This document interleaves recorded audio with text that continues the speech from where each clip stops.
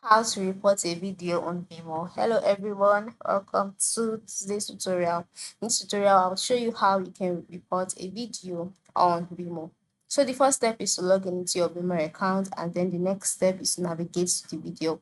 So you can just search for the video. Perhaps you have a video that you would like to report in mind.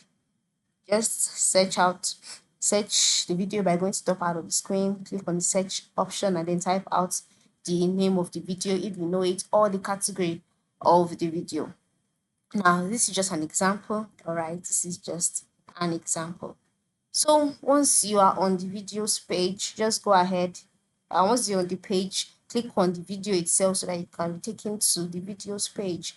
So once you're on the videos page, the next step is for you to scroll down until you can see the flag option. So this is the video page, and then scroll down. Once you scroll down, move to the left side of the screen where you can see icons just below the title of the page. All right, you can see the share icon, you can see the like icon, then you can see add to watch later, and then you can see the flag icon which says report. So to report this video, just click on report, and then a page will be displayed on the screen asking you why you're reporting this video. So you have to select a reasonable reason, right, for the reason why you are reporting this video. So there are different reasons here.